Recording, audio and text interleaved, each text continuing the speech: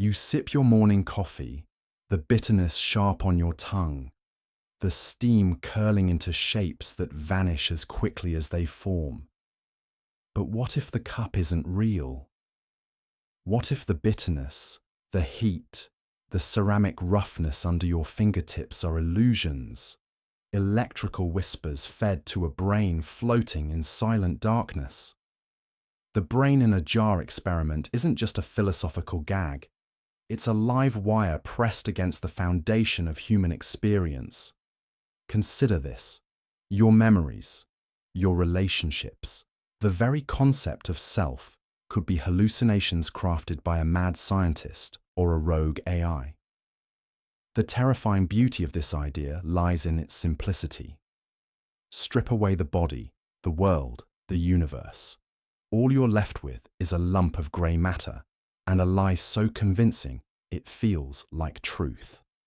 But if the lie is indistinguishable from reality, does the distinction even matter? Or is the act of questioning the lie the only truth we have? Neuroscience offers no refuge. We've known for decades that the brain constructs reality like a filmmaker edits a movie. Your eyes don't see. They send chaotic signals that your mind smooths into coherent images. Colors are wavelengths filtered through biological bias. Sounds are vibrations translated into meaning. Philosopher Nick Bostrom argued that if advanced civilizations exist, they'd likely simulate universes, making it probable we're living in one. But the brain in a jar strips this to its essence. You don't need a universe. A single brain, a vat, and a malevolent puppeteer could orchestrate an entire lifetime of fabricated joy and suffering. Imagine discovering your greatest triumph. Graduating college, landing your dream job, was scripted. Your grief over lost loved ones, pre-programmed. Your free will, a myth. Yet here's the rub. Even your rebellion against this idea would be part of the code. Every epiphany, every doubt, every scream into the void, predetermined. Let's make it visceral. Meet subject 247. A brain suspended in nutrient fluid since birth, fed a lifetime of synthetic experiences. To 247, the simulation is indistinguishable from reality. It falls in love with a digital phantom, grieves a parent who never existed, and wonders about mortality while staring at a simulated night sky. Now, suppose we introduce a glitch, a crack in the facade. A stranger's face repeats in a crowd. A book's text scrambles mid-sentence. Would 247 dismiss these as déjà vu, a trick of the light? Or would it sense the scaffolding of its prison? History says we'd rationalize it. Humans excel at stitching chaos into narrative. We call UFOs weather balloons, dismiss coincidences as fate. Even phantom limb syndrome, a vivid ache in a non-existent arm, proves reality is a story we tell ourselves. The brain clings to coherence like a lifeline. But here's where the paradox erupts. If consciousness can thrive without a body, what is it? A biological fluke? A pattern of energy? Buddhist monks and quantum physicists converge here. The self is an illusion. fMRI scans show no CEO in the brain, just transient neural networks. So even if you're a brain in a jar, the you fearing this idea is itself a mirage. The observer dissolves into the observed. The jar, the simulation, the puppeteer all vanish in the hall of mirrors. Yet we cling to the illusion. Why? Because without it, society crumbles. If nothing is real, why care about justice, love, or truth? But what if that's the revelation? What if embracing the illusion, not as a lie, but as a collaborative art, is the path to freedom? Consider an alternate ending. Suppose we dance with the jar. Reality becomes a canvas, not a cage. Mystics and psychedelic voyagers report ego death. a state where the self evaporates, merging with the infinite. Could a brain in a vat achieve this, or would it spiral into madness? A 1973 experiment offers a clue. Rats wired to stimulate their pleasure centers ignored food. Mates, even survival, pressing the lever until death. Now imagine a brain in a jar, hooked to a dopamine drip, forever chasing synthetic bliss. Would it choose truth over addiction? Or would it, like the rats, press the lever?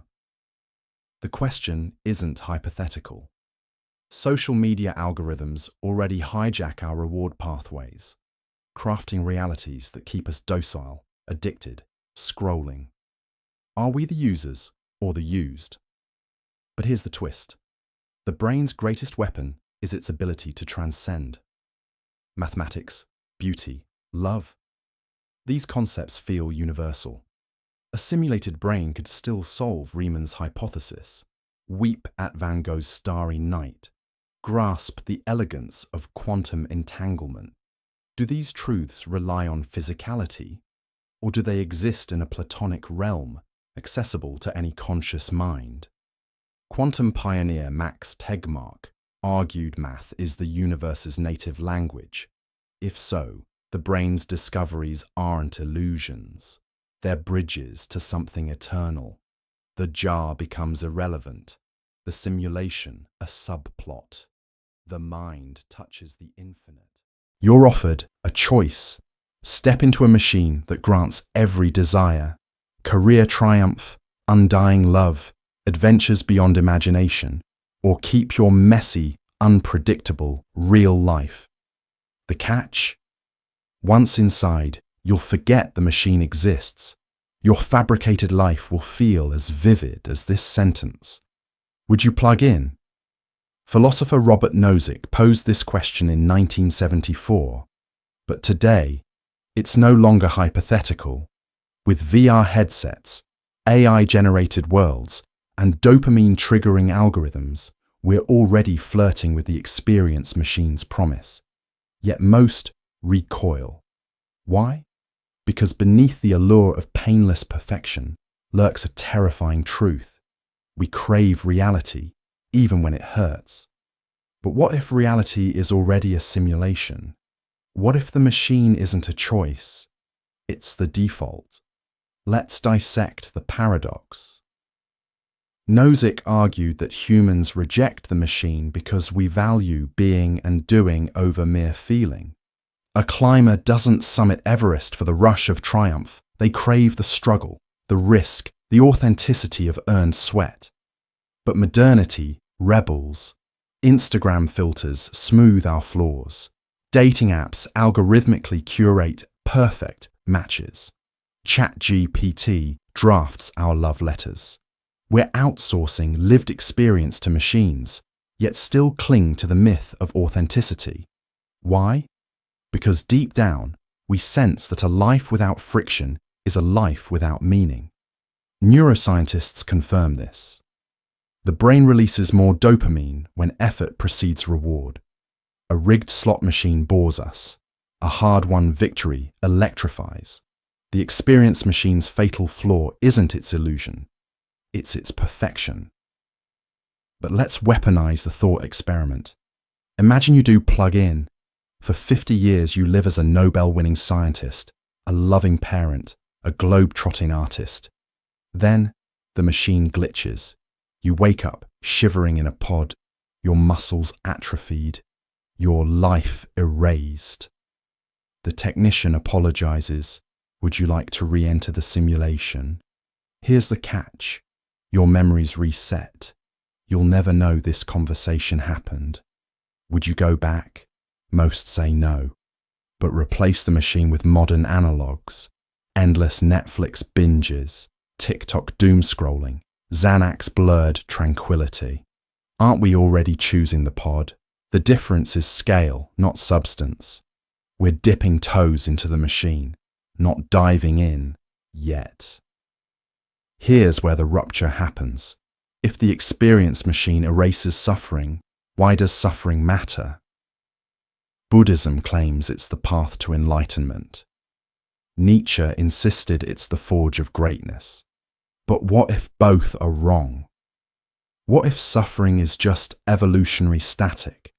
A bug, not a feature. Studies show rats with electrodes implanted in their pleasure centers will starve to self-stimulate. Humans aren't so different.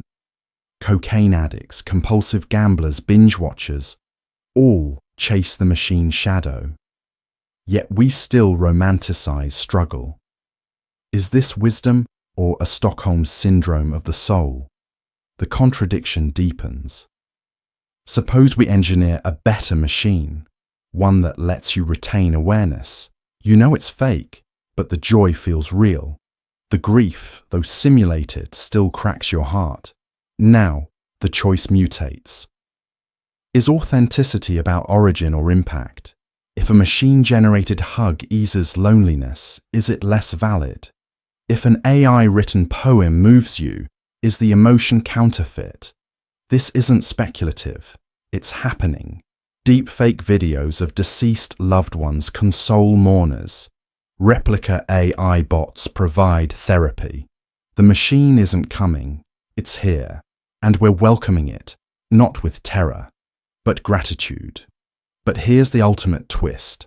The machine exposes us, not reality. When given the choice between curated bliss and raw existence, our refusal isn't noble, it's hypocritical. We vilify the machine while guzzling its shallow cousins, bingeable entertainment, cosmetic surgery, Adderall-fueled productivity. The machine's sin isn't deception, it's honesty. It strips away our delusions of control. We don't fear the simulation. We fear confronting how much we've already outsourced to it. You sip your morning coffee, the bitterness sharp on your tongue, the steam curling into shapes that vanish as quickly as they form. But what if the cup isn't real? What if the bitterness, the heat, the ceramic roughness under your fingertips are illusions, electrical whispers fed to a brain floating in silent darkness? The brain in a jar experiment isn't just a philosophical gag. It's a live wire pressed against the foundation of human experience. Consider this: your memories, your relationships, the very concept of self could be hallucinations crafted by a mad scientist or a rogue AI. The terrifying beauty of this idea lies in its simplicity. Strip away the body, the world, the universe. All you're left with is a lump of grey matter, and a lie so convincing it feels like truth. But if the lie is indistinguishable from reality, does the distinction even matter? Or is the act of questioning the lie the only truth we have? Neuroscience offers no refuge. We've known for decades that the brain constructs reality like a filmmaker edits a movie. Your eyes don't see. They send chaotic signals that your mind smooths into coherent images. Colors are wavelengths filtered through biological bias. Sounds are vibrations translated into meaning. Philosopher Nick Bostrom argued that if advanced civilizations exist, they'd likely simulate universes, making it probable we're living in one. But the brain in a jar strips this to its essence. You don't need a universe.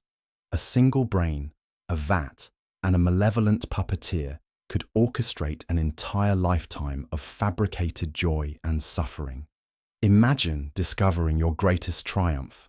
Graduating college, landing your dream job, was scripted. Your grief over lost loved ones, pre-programmed. Your free will, a myth. Yet here's the rub. Even your rebellion against this idea would be part of the code. Every epiphany, every doubt, every scream into the void, predetermined. Let's make it visceral. Meet subject 247. A brain suspended in nutrient fluid since birth, fed a lifetime of synthetic experiences. To 247, The simulation is indistinguishable from reality. It falls in love with a digital phantom, grieves a parent who never existed, and wonders about mortality while staring at a simulated night sky. Now, suppose we introduce a glitch, a crack in the facade. A stranger's face repeats in a crowd. A book's text scrambles mid-sentence. Would 247 dismiss these as déjà vu, a trick of the light? Or would it sense the scaffolding of its prison? History says we'd rationalize it. Humans excel at stitching chaos into narrative. We call UFOs weather balloons, dismiss coincidences as fate. Even phantom limb syndrome, a vivid ache in a non-existent arm, proves reality is a story we tell ourselves. The brain clings to coherence like a lifeline. But here's where the paradox erupts. If consciousness can thrive without a body, what is it? A biological fluke? A pattern of energy? Buddhist monks and quantum physicists converge here. The self is an illusion. fMRI scans show no CEO in the brain, just transient neural networks. So even if you're a brain in a jar, the you fearing this idea is itself a mirage. The observer dissolves into the observed.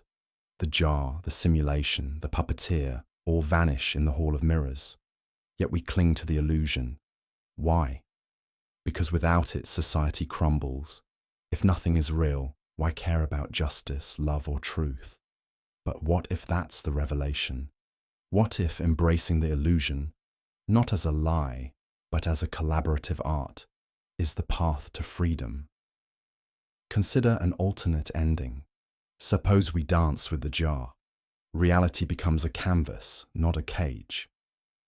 Mystics and psychedelic voyagers report ego death, a state where the self evaporates, merging with the infinite.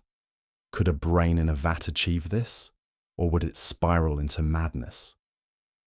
A 1973 experiment offers a clue. Rats wired to stimulate their pleasure centers ignored food. Mates, even survival, pressing the lever until death. Now imagine a brain in a jar, hooked to a dopamine drip, forever chasing synthetic bliss. Would it choose truth over addiction?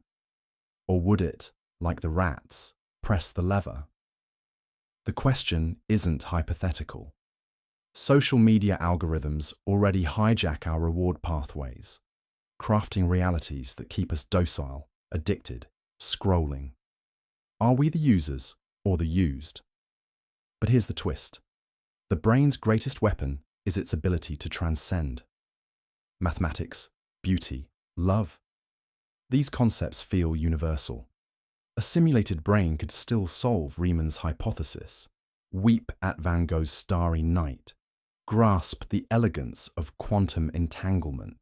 Do these truths rely on physicality, or do they exist in a Platonic realm, accessible to any conscious mind? Quantum pioneer Max Tegmark argued math is the universe's native language. If so, the brain's discoveries aren't illusions. They're bridges to something eternal. The jar becomes irrelevant, the simulation a subplot. The mind touches the infinite. You're scrolling through your phone when the notification appears. System shut down in 10 seconds. The screen glitches, the air hums, your hands pixelate. For a moment, the world flickers like a corrupted video file, streetlights dissolving into static, faces melting into geometric noise. Then silence, darkness. Was that real? Or just a fever dream? The simulation shutdown hypothesis isn't paranoid rambling. It's a mathematical inevitability. If we're living in a simulation, as thinkers like Nick Bostrom argue, then someone, or something, must maintain it. Servers overheat, codes decay, realities reboot. But what happens when the simulation ends? Do we vanish, or do we wake up? And what if waking up is the true nightmare? Let's dismantle the illusion. The simulation argument hinges on probability. If advanced civilizations exist, they'd likely run countless ancestor simulations. Statistically, we're probably inside one. But shutdown scenarios force a darker question. Why would a simulation end? Maybe the creators lose interest. Maybe it's a cost-cutting measure. Or maybe we're lab rats in an experiment and the plug gets pulled once data is collected. Imagine ants in a colony, unaware their habitat is a grad student's thesis, until the glass lid lifts and the light goes out. But here's the twist. Ants don't question their reality. We do. If the simulation ends, does our questioning die with us? Or does it escape, like smoke from a snuffed candle? But let's weaponize the thought experiment. Suppose you receive a final message. Simulation terminating in 24 hours. Prepare for deletion. How would humanity react? Some would riot, others would pray. Scientists would scramble to hack the source code. But what if there's no code to hack? What if the simulation is sealed, a black box? History offers clues. In 1983, Soviet officer Stanislav Petrov single-handedly prevented nuclear war by ignoring a false alarm. He doubted the system. Could we do the same? Could we reject the shutdown as a glitch? Neuroscientists warn our brains are prediction engines. They'd likely rationalize the collapse. Skies cracking like porcelain, just a rare atmospheric phenomenon. Loved ones pixelating, a mass hallucination. Denial is the mind's last firewall. Here's where the rupture deepens. If the simulation ends, does anything matter? The pyramids, the moon landing, your first kiss, were they just data points? Existentialists argue meaning is self-made, but simulation theory hijacks this. If reality is a game, our struggles are NPC quests, our loves, subroutines. Yet we'd still feel the sting of loss, the heat of rage. Emotions outlive their code. Ancient Stoics practice memento mori, remember death. But how do you remember oblivion? How do you mourn a universe that never was? The contradiction sharpens. If simulations can reboot, is death permanent? Imagine a parent losing a child, only for the simulation to reset. The child lives again, but without memory of the loss. Is that a second chance, or a Groundhog Day of grief? This isn't theoretical. Quantum physics allows for retrocausality, where future events influence the past. In 2022, physicists demonstrated particles affecting each other across time.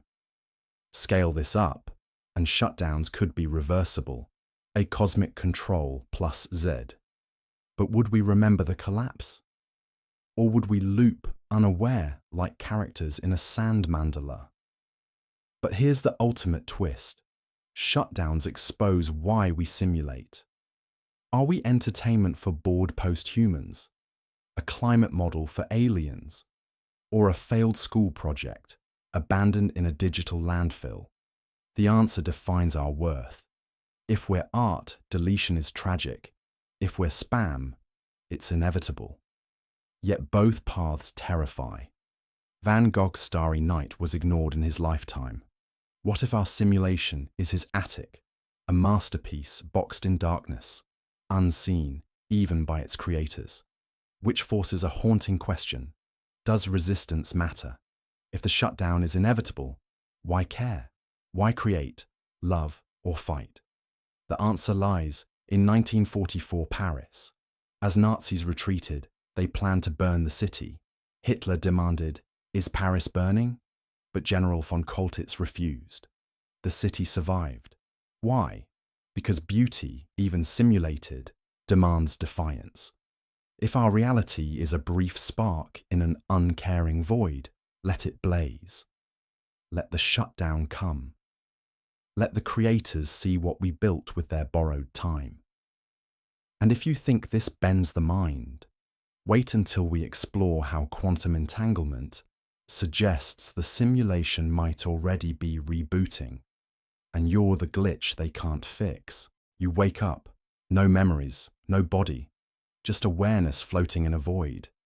You try to scream, but there's no air, no lungs, no past. Yet somehow you exist. This isn't a nightmare. It's the Boltzmann brain hypothesis, a cosmic glitch so unsettling that physicists call it the most embarrassing idea in science. Here's why. If the universe lasts forever, random particles will eventually assemble a self-aware brain, complete with fake memories of a life it never lived. That brain could be you, right now, reading this. A fluke of entropy, destined to dissolve into chaos. But what if you're not a fluke? What if all of us are? Let's shatter the illusion. In 1877, physicist Ludwig Boltzmann proposed that entropy, disorder, dictates the universe's fate. But chaos isn't uniform. Tiny pockets of order can emerge randomly, like bubbles in boiling water. Fast forward 14 billion years. The cosmos is a cold, dead void. Yet in this infinite darkness, particles jitter. By sheer chance, they arrange into a brain, your brain, with fabricated memories of childhood birthdays, first loves, and this very sentence. Boltzmann's math says this is inevitable. But here's the rub. Statistically, you are far more likely to be a random Boltzmann brain than a product of 13.8 billion years of cosmic evolution. Your belief in a past? A lie. Your sense of self? A flicker. But let's weaponize the thought experiment. Imagine you're a Boltzmann brain right now. Your life feels continuous, but it began milliseconds ago. Your memories of reading the previous paragraph, fabricated. Your anticipation of the next sentence, predicted by the same randomness that conjured you. How could you tell? You can't. False memories are indistinguishable from real ones. In 2013, scientists implanted fake childhood memories in adults. They swore they'd met Bugs Bunny at Disneyland. He's a Warner Brothers character. If humans can hack memory, why couldn't entropy?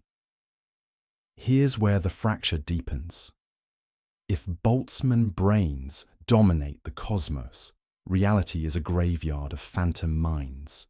Civilizations rise and fall, but none are real, just transient ripples in the void. Even this sentence, crafted to provoke, could be a hallucination. But wait, does the math actually add up? Modern cosmology says no. If dark energy keeps expanding the universe, matter will spread too thin to form brains.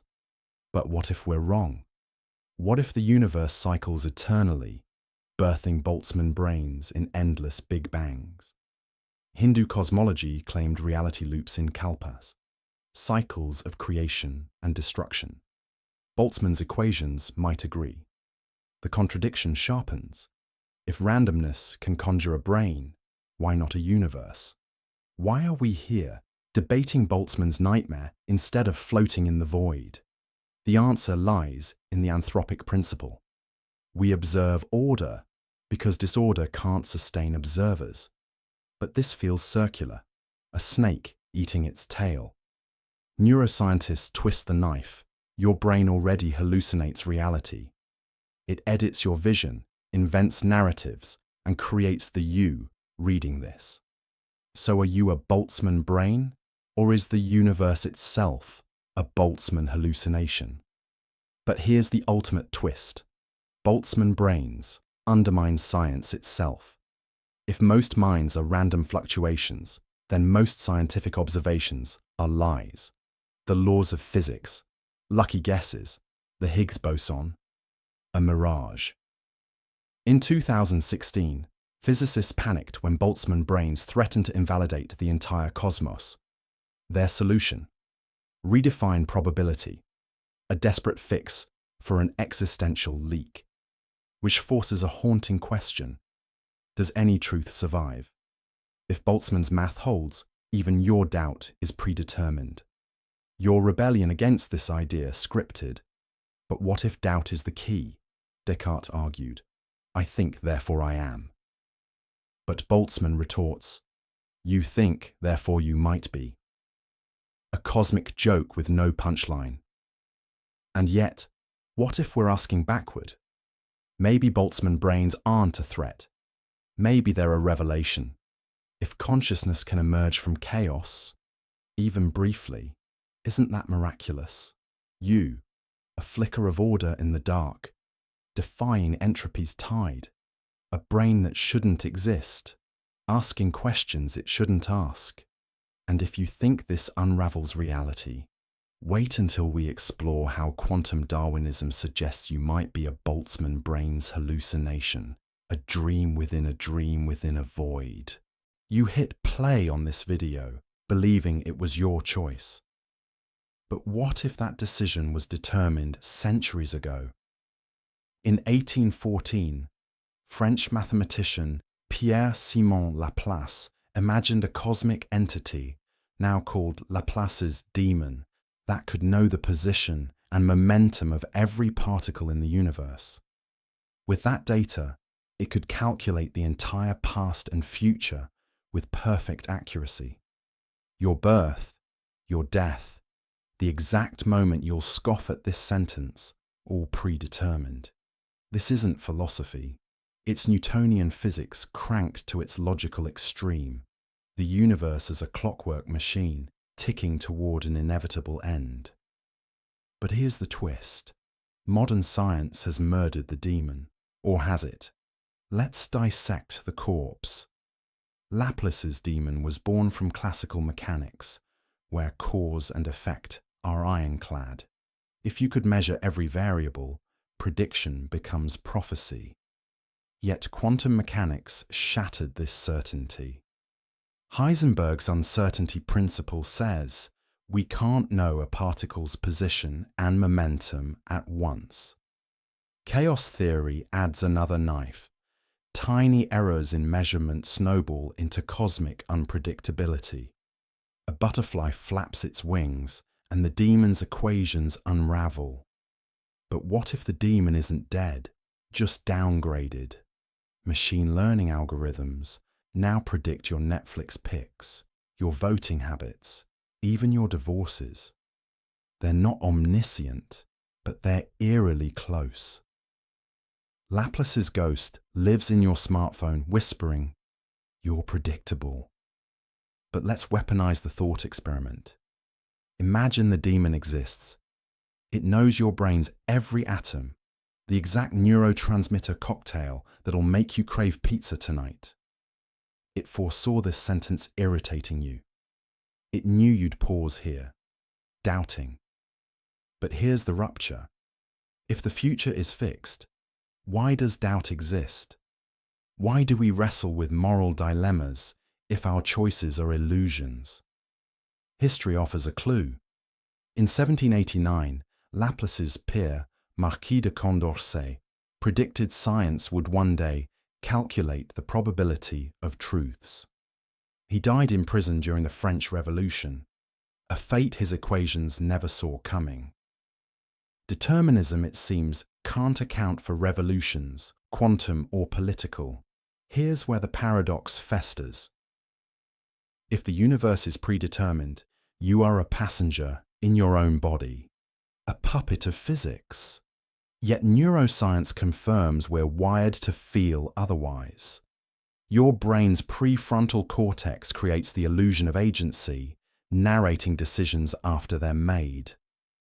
In 1983, neuroscientist Benjamin Libet found that brain activity precedes conscious choice by milliseconds. You don't decide, you rationalize.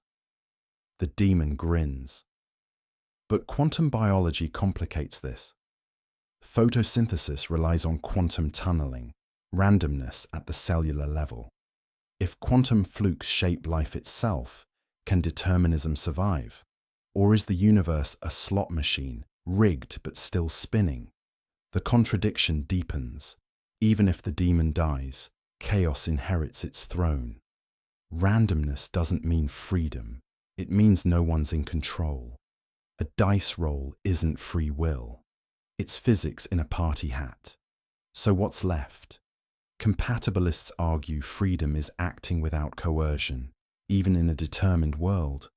But that's like calling a wind-up bird free because no one's twisting its gears. Yet we cling to the illusion. Why? Because without it, society crumbles. If actions are predetermined, why punish crimes? Why praise heroes? The law becomes theatre, morality, a pantomime. But here's the ultimate twist. The demon's greatest trick was making us ask the wrong question.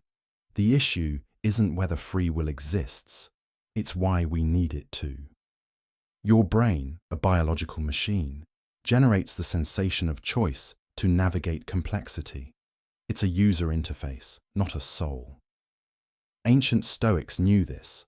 Marcus Aurelius wrote, "You have power over your mind, not outside events." But he never met an algorithm.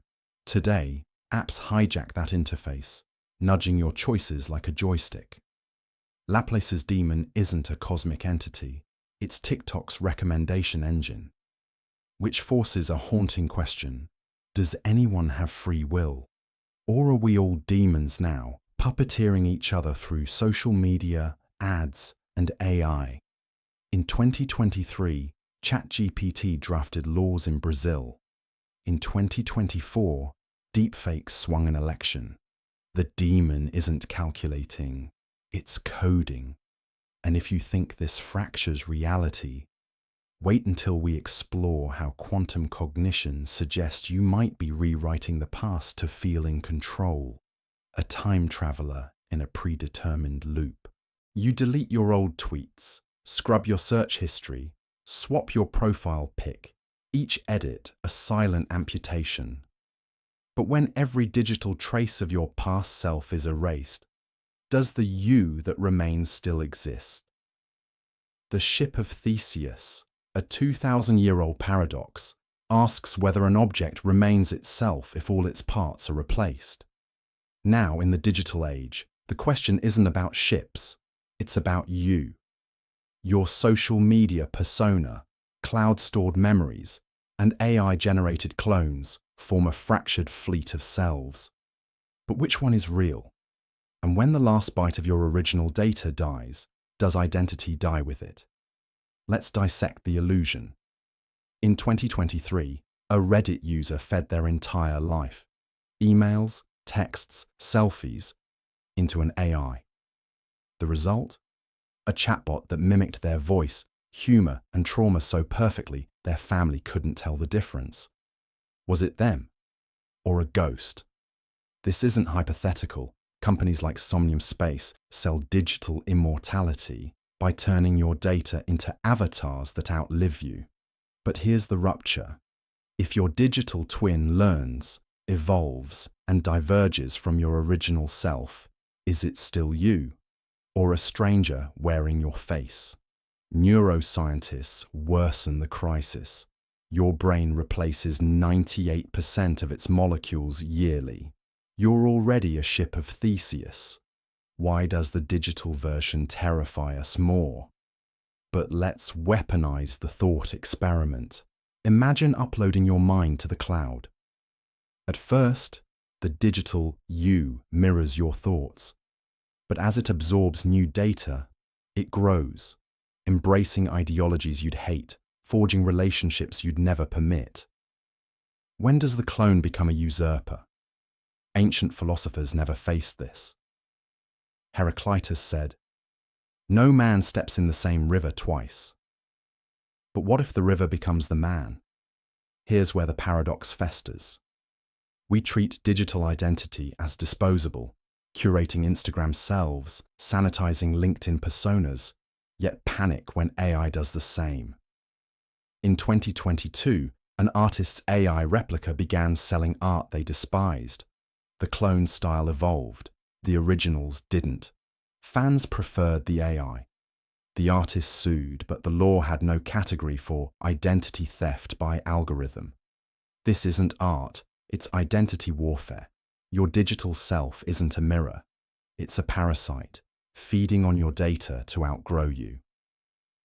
The contradiction deepens. We crave digital persistence, cloud backups, legacy contact settings, but fear digital eternity. In 2014, a grieving mother used her son's Facebook messages to train a chatbot. For months, it comforted her. Then it malfunctioned, spewing gibberish. She mourned him twice. Digital Theseus isn't a puzzle, it's a horror story. When your cloud backup becomes a funhouse mirror, which reflection do you trust? But here's the ultimate twist. You're already a digital ship, your Spotify Wrapped, a Theseus's plank, your iPhone's memories gallery, a hull replacement. With every app update, you surrender another splinter of your analog self. TikTok's algorithm knows your desires before you do. Google Maps reroutes your road trips. You're not sailing the digital sea, you're the ship, and Silicon Valley holds the hammer. Which forces a haunting question. If your digital self is forever evolving, who captains the ship? You or the code? In 2021, a Tesla driver sued after his car's software update removed features he'd paid for. The car was the same, but its soul had changed. We're all Teslas now, vehicles for updates we didn't consent to, sailing toward a destination we didn't choose. And if you think this fractures reality, wait until we explore how quantum data storage could make your digital self literally immortal, a ghost in the machine's machine. You stand at a protest, holding a sign that reads, "Tolerance for all," your voice hoarse from chanting. Around you, the crowd fractures. One faction screams for unregulated free speech, another demands censorship of hateful rhetoric. A bottle shatters nearby, and for a split second, you wonder, does your fight for tolerance require its own annihilation? The question is a live wire. Philosopher Karl Popper called this the paradox of tolerance in 1945, a chilling diagnosis for a post-war world desperate to rebuild. Unlimited tolerance, he argued, cannot survive. If a society tolerates those who vow to destroy it, the tolerant will vanish, devoured by the very openness they nurtured. Yet decades later, we're still trapped in the same labyrinth, armed with better slogans but no clearer answers. Science sharpens the dilemma. Studies in moral psychology reveal that threats to our values trigger primal survival mechanisms: fight, flight, or freeze. Neuroimaging shows that hearing intolerant rhetoric lights up the amygdala, the brain's fear hub, flooding the body with cortisol. This biological reflex mirrors the paradox itself. Our urge to defend tolerance morphs into intolerance, a self-replicating loop where morality and survival wage civil war. Picture a small town that bans extremist groups after a hate crime. At first, the law seems just, but within months, surveillance creeps into book clubs, art collectives, and parent-teacher meetings. A local librarian is fined for stocking 1984, deemed subversive. A student's protest poster is confiscated as incitement. The line between safety and tyranny dissolves, and the town forgets what it sought to protect. Tolerance, untethered from judgment, becomes a ghost. But here's where the contradiction cuts deepest. Who draws the line between tolerance and tyranny? History's answers reek of hubris. Ancient Athens, the cradle of democracy, exiled philosophers for questioning the gods. Enlightenment Europe preached liberty while colonizing continents, recasting genocide as civilizing missions. Even today, algorithms designed to purge hate speech misfire catastrophically. Anti-racism hashtags vanish from social feeds. Queer activists are flagged as extremists. The machines, trained on our biases, replicate them. We build systems to exercise intolerance, only to watch them haunt us with our own reflections. The paradox, it seems, is fractal. It repeats at every scale, in every era, mocking our certainty. Consider the unspoken bargain of modern tolerance. To maintain it, we agree to ignore certain contradictions. We condemn hate speech, but defend its legal right to exist. We celebrate diversity while segregating into ideological enclaves. This cognitive dissonance isn't laziness, it's survival. A 2023 study found that communities enforcing strict speech codes report higher anxiety, not lower. Suppressing intolerance, it turns out, doesn't erase it. It metastasizes underground, breeding conspiracy theories and radicalization. Yet doing nothing feels complicit. So we oscillate between crackdowns and capitulation, chasing a balance that doesn't exist. The paradox thrives in this vacuum, fed by our good intentions. Which brings us to the unbearable truth. Tolerance cannot exist without hypocrisy. To preserve it, we must betray it. Silence some to protect others. Restrict speech to safeguard freedom. We become what we hate, justifying the sin to save the soul. The 20th century's greatest tragedies were fueled by this logic. Fascists rose to power by weaponizing tolerance, framing censorship as protecting the people. Revolutionaries guillotined tyrants only to crown new ones.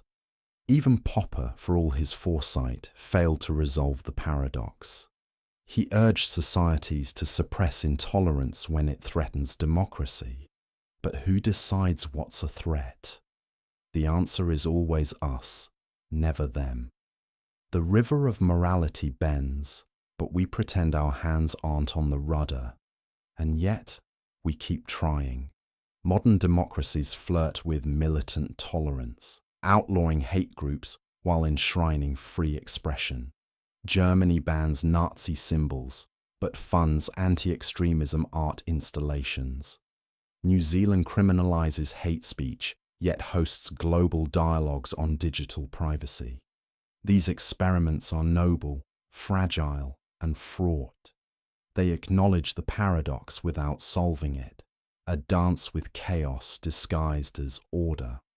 But beneath the policy papers and press releases, the old questions linger. Does forbidding intolerance make us more tolerant or just better liars? Can you sterilize a society of hatred without killing its soul? You fight exhaustion, clinging to wakefulness as if it were a lifeline. Yet the deeper you plunge into sleep debt, the more your body betrays you, rewarding deprivation with richer, denser sleep. How can lack become abundance? The answer lies in the brain's ruthless economy, a survival mechanism forged by evolution. When you deny sleep adenosine, a molecule that accumulates like invisible debt with every waking hour, floods the brain, binding to receptors and screaming for closure. But the brain doesn't beg, it waits, it calculates, and when you finally surrender, it retaliates. Studies show that after 24 hours awake, slow-wave sleep rebounds by 50%, as though the brain prioritizes depth over duration, trading efficiency for survival. This is the rebound, not a kindness, but a merciless correction. The ancients sensed this duality. Medieval monks starved themselves of sleep to induce visions, mistaking neural desperation for divine revelation. Today, CEOs and students alike chase similar delusions, glorifying sleeplessness as a badge of honor. Both miss the truth. The rebound isn't enlightenment. It's a biological mutiny. Imagine a society that weaponizes this effect, engineering microsleeps to maximize productivity. Would we thrive, Or would our grip on reality slip, like astronauts untethered in a starless void? Early experiments hint at chaos. Rats subjected to chronic sleep deprivation develop hallmarks of psychosis, their brains flooding with dopamine in a futile bid to stay alert. Humans fare no better. A single all-nighter impairs cognition as severely as a blood alcohol level of 0.1%, yet the rebound's siren song persists. We mistake its intensity for quality, its urgency for renewal.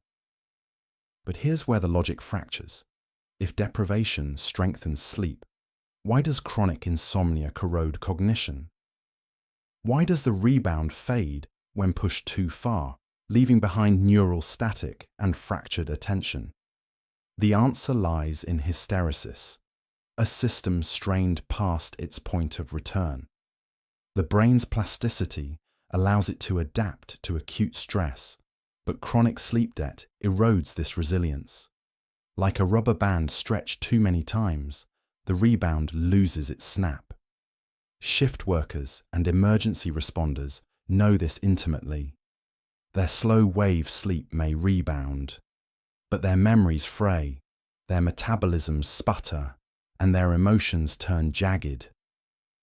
The rebound, it seems, is a loan shark, offering relief today at the cost of collapse tomorrow. Philosophically, this exposes humanity's Faustian pact with control. We treat sleep as a negotiable currency, hacking it with caffeine, light, and stimulants. Yet the rebound reveals the absurdity of this quest. The harder we fight biology, the more it fights back, not with punishment, but with consequences. Nietzsche warned, "When you stare into the abyss stares back." The sleep-deprived mind becomes its own abyss, a hall of mirrors where productivity and self-destruction merge. Consider the ultradian rhythm, the body's innate 90-minute cycles of alertness and fatigue. Ignore these pulses, and the rebound sharpens its blade. Honor them, and sleep becomes a rhythm rather than a revolt. But modernity mocks rhythm. We live in a world of infinite scrolling and perpetual notifications, where rest is framed as laziness rather than biological law. Yet here's the twist. The rebound's greatest contradiction isn't scientific, it's existential. We cling to the belief that sleep can be outsourced, optimized, or defeated. But the rebound whispers a darker truth. Surrender is the only path to sovereignty.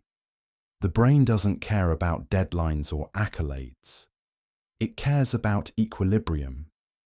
Each night of recovery sleep is less a gift than a reckoning, a reminder that we are not machines but organisms, fragile, temporal, and bound by ancient codes. The rebound, then, is neither friend nor foe. It's a mirror, reflecting our refusal to accept finitude. And if this tension feels unsettling, brace yourself. The next layer, chronoception, reveals how sleeplessness doesn't just steal time, it warps it. In the sleep-starved brain, minutes stretch into eons, and hours collapse like dying stars. Rats deprived of REM sleep lose the ability to distinguish past from present, their memories dissolving into a perpetual now. Humans report similar distortions. Insomniacs describe nights as endless loops, each hour indistinguishable from the last. Time itself becomes unmoored, a river flowing backward and forward at once. This isn't metaphor, it's neurology. The suprachiasmatic nucleus, the brain's master clock, loses sync with the external world, scrambling circadian signals into noise. The result? A mind unanchored, adrift in a sea of fractured rhythms. You make a choice, believing it's your own. You reach for the red apple instead of the green one, thinking the preference was yours all along. But was it ever truly yours to make? The moment your fingers brushed against the fruit, A cascade of unseen forces had already dictated your decision. Your past experiences, genetic predispositions, subconscious conditioning, each an invisible thread pulling the strings of your autonomy, and yet you feel free. But is this feeling just another illusion? We like to believe we are the architects of our decisions, that every thought and action originates from a self-governing mind. But science tells a different story. Neurological studies reveal that our brains make decisions before we are even aware of them. In the 1980s, Benjamin Libet's infamous experiment demonstrated that electrical impulses in the brain fire milliseconds before we consciously decide to act. The choice, it seems, is already made before we can claim ownership over it. If our will is predetermined by a network of neurons and biochemical reactions, can it truly be called free at all? This isn't just a philosophical quandary, it's a biological fact. The brain's machinery hums in the background, a silent puppeteer choreographing our every move. Imagine waking up tomorrow and realizing that every decision you've ever made was never yours to begin with. From the coffee you ordered this morning to the person you fell in love with. Each choice was the inevitable result of an intricate algorithm shaped by upbringing, environment, and evolutionary instinct. Would this knowledge change how you see your past? Would it render your triumphs meaningless? Or would it liberate you from guilt, knowing that even your mistakes were never truly yours? The implications ripple outward. If free will is an illusion, what becomes of justice? Of ambition? Of regret? A murderer's actions, a philanthropist's generosity, are they merely products of cosmic programming? History too whispers of this paradox. The philosopher Arthur Schopenhauer once wrote, "Man can do what he wills, but he cannot will what he wills." A king on his throne and a beggar in the streets may believe they arrived at their fates through their own actions. But were they not merely riding the currents of cause and effect, set in motion long before their births? The illusion of control is comforting. It allows society to function, justice to be served, ambitions to be pursued. But beneath the surface, does free will remain a fragile mirage, dissolving upon closer inspection? And yet, if our choices are not our own, why do we experience the agony of indecision? Why do we wrestle with dilemmas, weigh consequences, and believe in second chances? If every path is preordained, why does hesitation exist? Perhaps the contradiction lies not in the absence of free will, but in our limited perception of it. A river does not choose its course, yet within its flow, it carves new paths, erodes obstacles, and reshapes the land. Could it be that we too operate within constraints, yet influence the nature of our journey? The brain's deterministic machinery might set the stage, but consciousness, the spotlight of awareness, allows us to observe, reflect, and feel as though we're steering the ship. But is that enough? But here's where everything falls apart. If we do not control our desires, then what controls us? Is it the sum of our biological impulses, the echoes of cultural programming? Or is there something deeper, something beyond our understanding that orchestrates it all? Some argue that the self is nothing more than an illusion, a narrative crafted by the mind to create coherence in an otherwise chaotic existence. If the self does not exist as an independent agent, then what, if anything, is making these choices? The question gnaws at the foundation of human identity. Are we the authors of our lives, or merely characters in a story written by forces we cannot see? And yet, despite everything, one question remains unanswered. Does it matter? Whether or not free will is real, we feel as though it is. We act as though we are in control. We make decisions, experience regret, celebrate victories, and suffer defeats, all within the framework of choice. Perhaps the truth is irrelevant to how we live. Perhaps what matters is not whether we have free will, but how we navigate the illusion of it. Society functions because we believe in responsibility. Love feels real because we believe in agency. But strip away the belief, and what remains? A universe of clockwork precision, ticking forward with or without our consent. Which brings us to the real problem. If this is true, why can't we see it? Why do we cling so desperately to the belief that we are masters of our fate? Maybe because the alternative is unbearable. You reach for the red apple instead of the green one, convinced the choice was yours. But what if the preference itself was never truly yours to claim? The moment your fingertips graze the fruit's skin, a hidden orchestra of neurons fired. Echoes of childhood memories, genetic cravings for sweetness, societal conditioning that red means ripe. You felt free, yet every variable was already locked in place. This is the paradox of agency. The louder we insist on control, the clearer it becomes that we're dancing to rhythms we didn't compose. Science has long whispered that free will might be a mirage. In the 1980s, neuroscientist Benjamin Libet wired participants to EEG machines and asked them to press a button whenever they chose. The results were unsettling.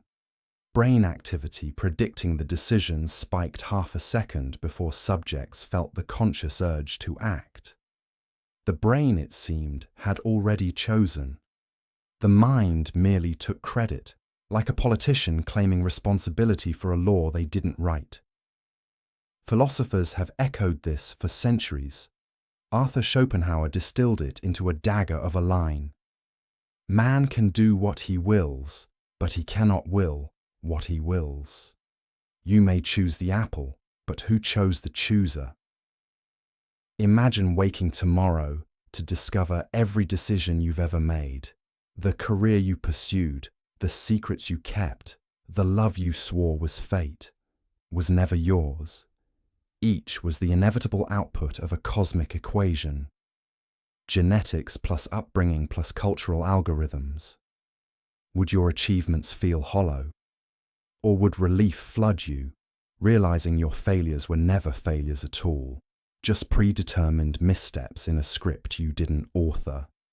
This isn't science fiction. It's the logical endpoint of determinism, the idea that every event, including cognition, arises from prior causes.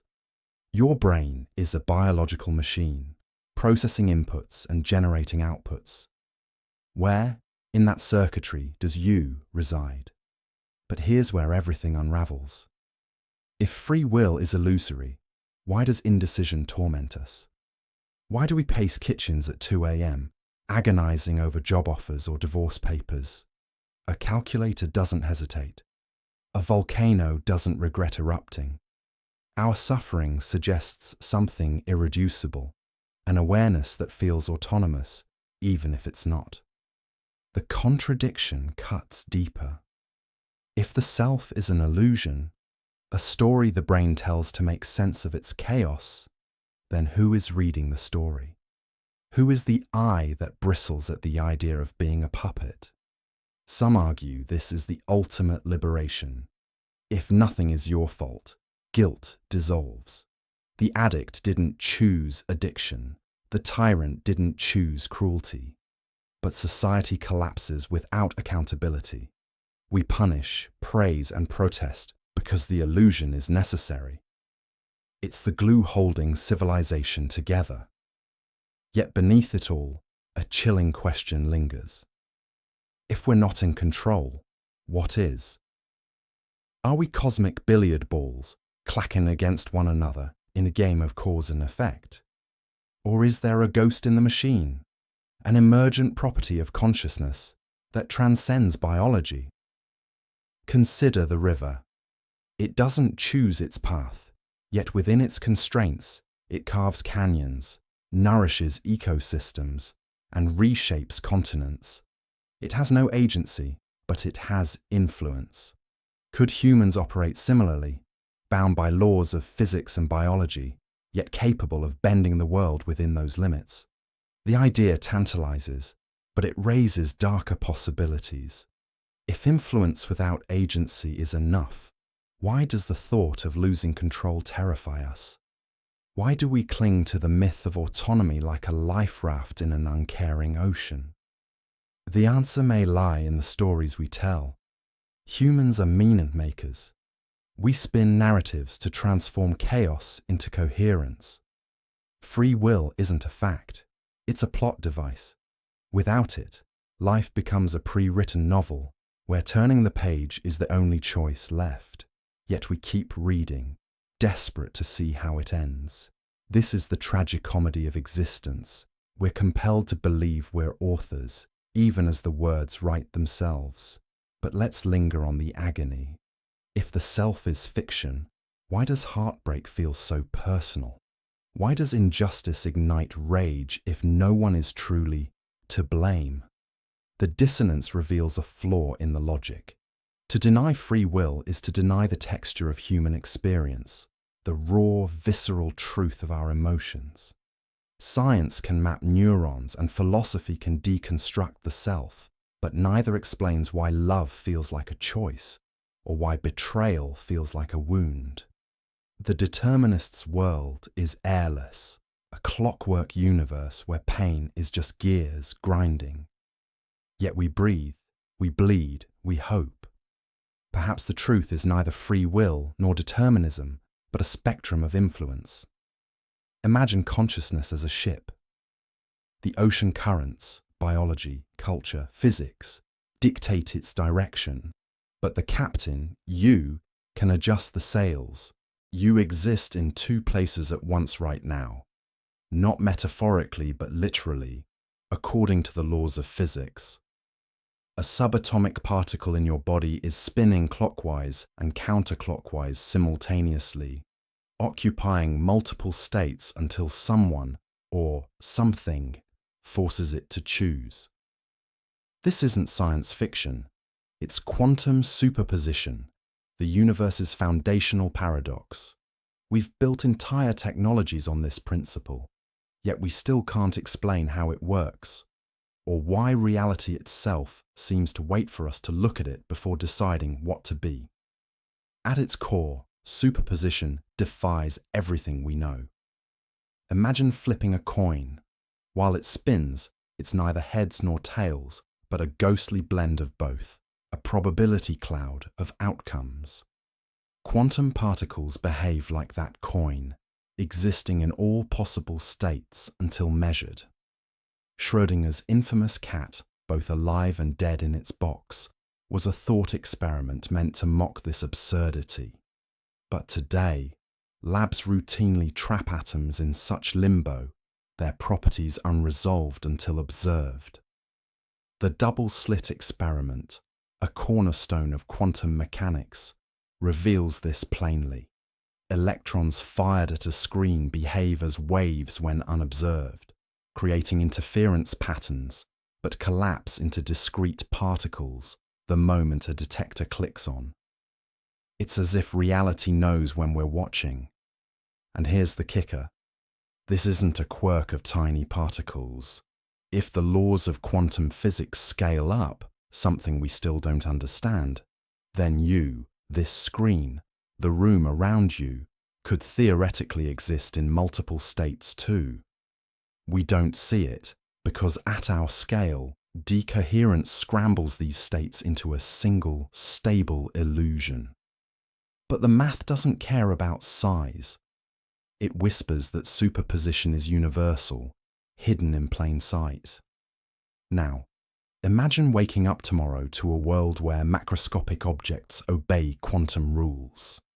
Your coffee cup is both full and empty until you glance at it. Your reflection in the mirror flickers between versions of you. One who became a painter, another who moved to Tokyo. Traffic lights glow red and green, forcing drivers to navigate probabilities rather than roads. At first, it feels like chaos, but slowly, patterns emerge. You learn to collapse outcomes through focused attention, training your mind to bend reality's ambiguity into usefulness. Yet this power comes at a cost. Every choice erases infinite possibilities. The version of you who skipped breakfast vanishes when you eat toast. The timeline where you said, "I love you," dissolves when you stay silent. Suddenly, free will feels less like a gift and more like a guillotine, severing alternate selves with every decision. But here's where the logic fractures. If observation defines reality, what counts as an observer? A human eye, a camera, a rock? The Copenhagen interpretation, quantum mechanics' dominant framework, shrugs at this question, stating that measurement requires a classical system, a vague term that sidesteps the mystery. Philosophers like Hilary Putnam argue this reduces consciousness to a cosmic choreographer, privileging human perception in a universe that predates us by billions of years. Meanwhile, the many worlds interpretation offers a dizzying alternative. Every quantum possibility branches into a parallel universe. In this view, you do become the painter and the Tokyo expat, just in different realities. But if that's true, why are we stuck in this one? And who's the we that experiences only a single thread? The contradictions deepen when we apply superposition to ethics. If a quantum AI could exist in states of both benevolence and tyranny, would we dare activate it? If a jury's verdict remains legally undefined until the foreperson speaks, does the defendant's fate hover in a moral superposition? Even our language struggles here. Verbs like is and does assume definiteness, yet quantum reality thrives on maybes. Ancient cultures sensed this fluidity. Hindu philosophy describes the cosmos as Maya, an illusion. Taoism embraces paradoxical unity, yin and yang as interdependent opposites. Modern physics, it seems, is just catching up to the idea that certainty is a mirage. And yet, we cling to our classical world. Why?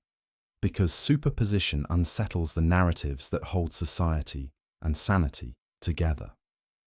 Justice systems require culpability, but if every crime is a probability until observed, can we blame the robber or the universe that collapsed their wave function?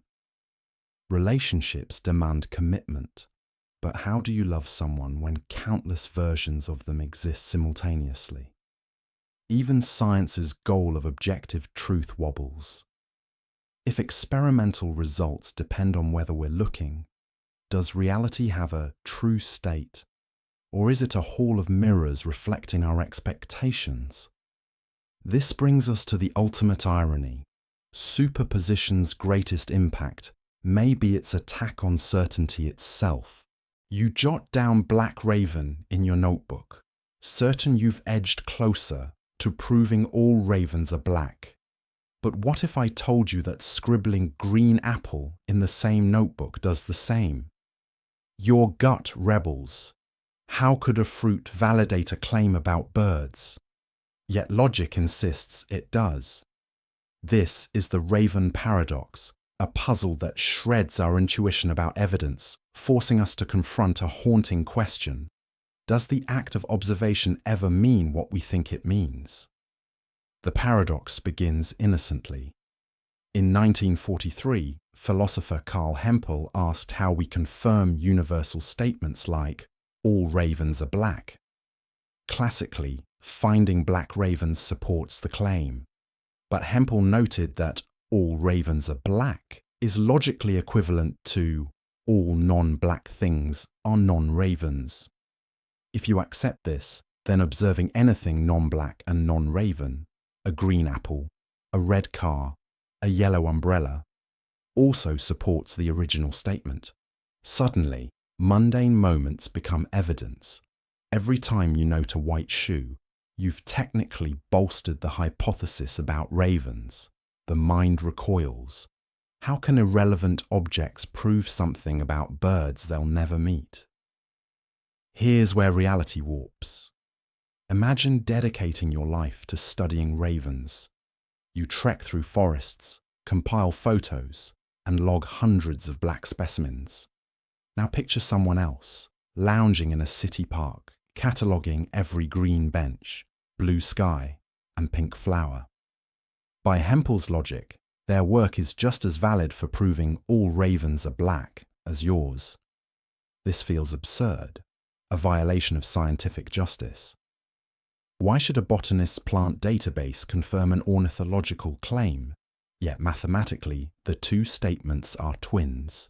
If X then Y is true, so is if not Y, then not X. Deny one, and you deny the other. The raven and the apple are bound by an invisible thread of logic, no matter how unrelated they seem. But let's press deeper. Suppose you decide to test the paradox yourself. You resolve to document every non-black object you encounter for a week. Day 1, a red traffic light. Day 2, a white cloud. Day 3, your neighbour's grey cat. By Friday, you've logged 247 non-black, non-raven items. According to the paradox, each entry strengthens all ravens are black. Yet doubt creeps in. What if you found a purple raven? The hypothesis would crumble. But until then, every red apple is a silent ally to the black raven's cause. The problem isn't the data, it's our expectation of what data should matter. We're trapped in a story where ravens ought to prove ravens, but logic mocks our narrative. This reveals an unsettling truth. Evidence is not neutral. It's a prisoner of context. A single black raven feels meaningful because it fits our mental model of cause and effect. A green apple doesn't, not because it's irrelevant, but because our brains can't map its relationship to the claim. We're pattern seekers, not logic processors. Consider a detective solving our murder. Finding the killer's fingerprint on the weapon thrills them. Finding no fingerprints on a doorknob 3 miles away also matters. It eliminates suspects, but the detective dismisses it as nothing. The raven paradox forces us to see the nothings as data too. But here's where the paradox tightens its grip. If all non-black objects support all ravens are black, then the more colourful our world, the more confirmed the raven hypothesis becomes. A universe bursting with yellow suns, emerald forests, and neon signs would, logically, make black ravens seem inevitable. Yet in reality, colourful abundance has no causal link to raven coloration. The paradox exposes the flaw in purely logical approaches to evidence. Equivalence does not mean equivalence in practice. Philosophers and scientists have clawed for solutions. Some argue we should ignore non-ravens entirely, privileging direct evidence. But this begs the question, who decides what's direct? If a biologist in a lab coat dismisses green apples, but a logician in an armchair champions them, who's right? Others, like Karl Popper, sidestep the paradox by redefining science itself. Popper argued that science progresses not by confirming hypotheses, but by falsifying them. Under this lens, a single white raven destroys all ravens are black, but no number of black ravens, or green apples, can ever prove it. Yet this doesn't resolve the paradox. It merely shifts the goalposts, which forces a darker question. Is any observation truly about the thing we're observing? When you stare at a raven, you're not just seeing a bird. You're seeing a node in a web of logical relationships, cultural assumptions, and cognitive biases. The Raven paradox isn't about ornithology. It's about the human compulsion to project meaning onto chaos. We crave stories where A causes B, where effort aligns with reward, where data feels deserved. The paradox strips this away, revealing evidence as a hall of mirrors. You take a step forward, confident you'll reach the door. But halfway there, logic unravels. To cross the room, you must first cross half its distance, then half of what remains, then half again, trapping you in an infinite loop of unfulfilled progress. This is Zeno's paradox, a 2,500-year-old riddle that asks, can movement itself be an illusion? The ancient Greek philosopher Zeno of Elea crafted this puzzle not to mock our intuition, but to defend his mentor Parmenides' radical claim. Reality is singular, unchanging, and indivisible. If motion requires traversing infinite subdivisions, Zeno argued, then even Achilles, the fleet-footed hero of Homer's epic, could never outrun a tortoise. Yet here you are, reading these words, your eyes darting across the screen. How do we reconcile this contradiction between logic and lived experience? The answer lies in the collision of ancient philosophy and modern science. Zeno's paradox hinges on the idea of infinite divisibility.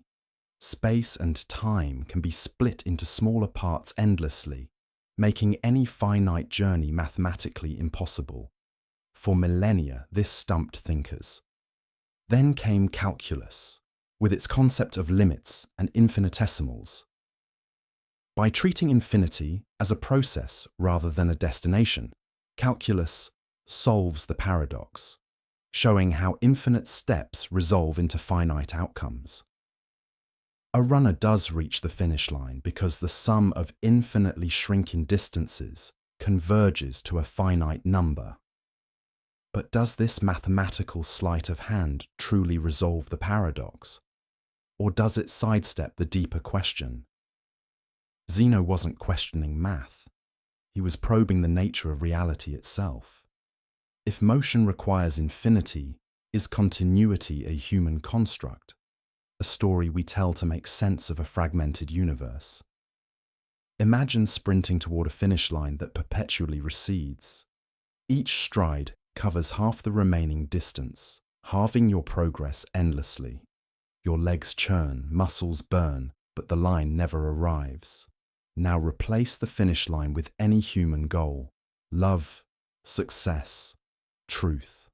Are we all Achilles, forever chasing a tortoise of meaning that logic says we'll never catch? This thought experiment isn't just about math, it's a metaphor for existential striving. We set goals, believing in their attainability, yet the closer we get, the more elusive they feel. The paradox mirrors our condition, creatures who perceive time linearly but are haunted by infinities we can't grasp. Even if calculus explains the mechanics, it doesn't quiet the existential itch. Why do we feel the agony of effort if progress is illusory? Why does the finish line feel real when logic insists it's a mirage? Here's where the plot thickens. Zeno's paradox assumes reality is infinitely divisible, but quantum physics throws a wrench into that premise. At the smallest scales, space-time isn't smooth. It's pixelated. The Planck length, roughly 1.6 times 10 to the negative 35th meters, marks the smallest measurable unit of space. Below that, the concept of distance loses meaning. If the universe has a resolution limit, does Zeno's infinite regress collapse? Suddenly, the paradox isn't about motion, but about the limits of human perception. We built math to describe continuity, yet reality might be granular. The irony is profound. Our tools to dissect the universe, calculus, geometry, even language, may be as illusory as the paradox itself. We're like cartographers drawing maps of a world that exists only in fragments, insisting on contours where there are only pixels. But here's where logic stumbles. If motion is illusory, why do we experience it? If calculus solves the paradox, why does it still haunt philosophers? The contradiction isn't in the math, it's in us. We are temporal beings, wired to perceive time as a flowing river, not a static mosaic.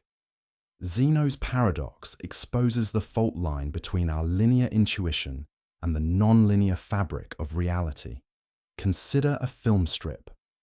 Though it's a series of frozen frames, our brains stitch them into fluid motion. Could reality operate similarly? What if continuity is a cognitive trick, a way to navigate a world too complex to process?